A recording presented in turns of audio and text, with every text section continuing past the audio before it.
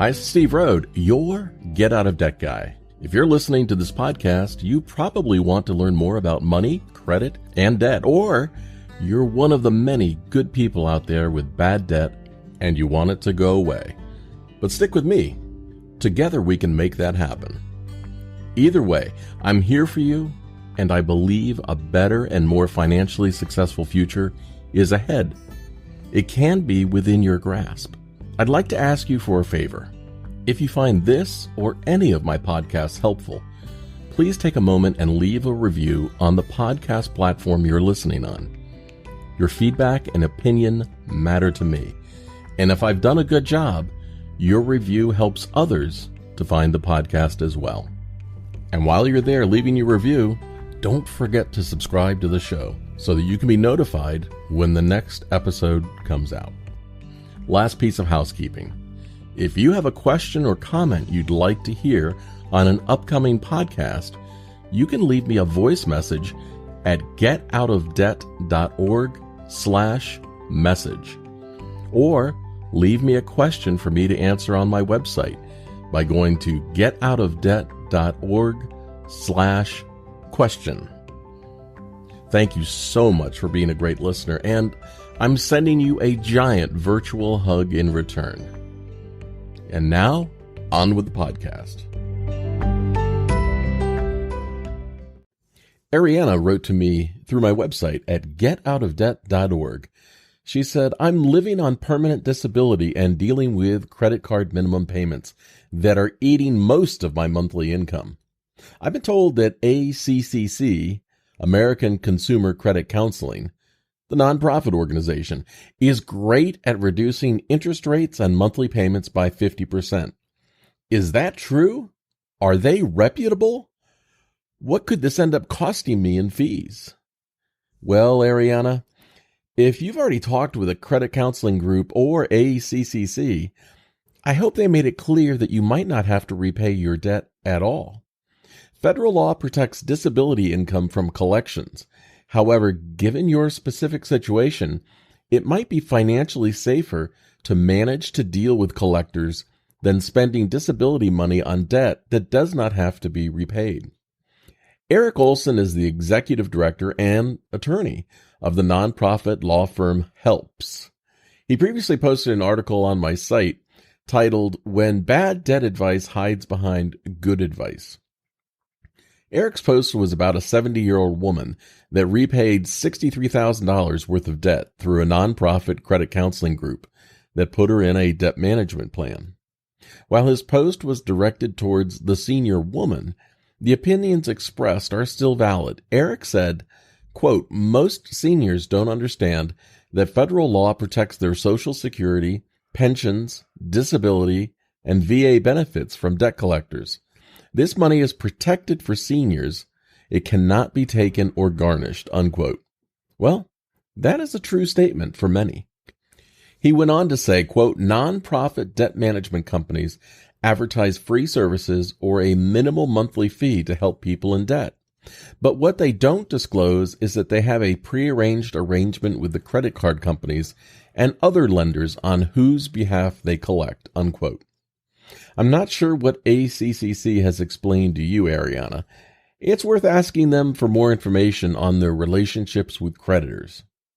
Mr. Olson pulled no punches in his statements about the lack of disclosure of information by a credit counseling group named Money Management International. They're another credit counseling outfit.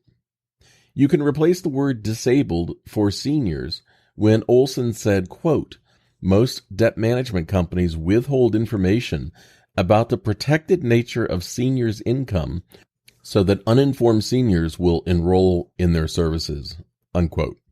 Look, I'm not saying ACCC is acting in bad faith here. When it comes to delivering a debt management plan, I think they're as competent as the best in their field. But that's not the issue here. We need to figure out if you should consider a debt management plan with any nonprofit credit counseling group at all. You see, at this point, you don't need me to tell you what to do. What you need is more information to make the best decision for yourself. So I would suggest you talk to the people at Helps, that nonprofit law firm, You can reach their website, helpsishere.org. And also have a talk with my debt coach friend Damon Day. You can find him at damonday.com. Damon can give you an independent, third-party analysis of your specific situation. You can also talk to the people at Money Management International, the credit counseling group that was the focus of Mr. Olson's post. In the comments to Eric's post, MMI said, quote, "Just because a consumer receives protected income doesn't mean they cannot be sued or a lien placed against a property if they are a homeowner. The decision to default on debt comes with consequences, including credit and legal, which should be carefully researched and considered," unquote. That is an absolute true statement. MMI also said they created a post to give specific advice for people with disability income. You can read that post on their site. It is titled, "What Does It Mean to Be Judgment Proof?" And you can find their website at moneymanagement.org. I could not find a similar post on the ACCC site, but ask them if they have something similar. I have found that in general, a nonprofit credit counseling debt management plan can reduce the interest rates and give you one monthly payment. Payment reductions are not as significant as they used to be. Sometimes monthly payments can even go up. Any nonprofit credit counseling group can offer you similar benefits since it's the creditors that dictate the terms. The credit counseling agency is not calling the shots here. ACCC and HELPS have opinions about what is best for you. It would help if you listened to what they both had to say without any obligation to do anything. Here is what you should ask whoever you contact for help. You should say, "I live on permanent disability and I live in blank state. I'm struggling to make ends meet each month and I can't afford the minimum payments on my disability income. I'd really like to hear your opinion if I'm judgment proof and if my income is protected. If it is, how can you help me deal with collectors?" After that, please come back to my site at getoutofdebt.org and post an update. Let me know what they say. If you find out that you're judgment proof and could stop paying your creditors, which makes more financial sense for you given your income and situation, and that's a legitimate thing to do.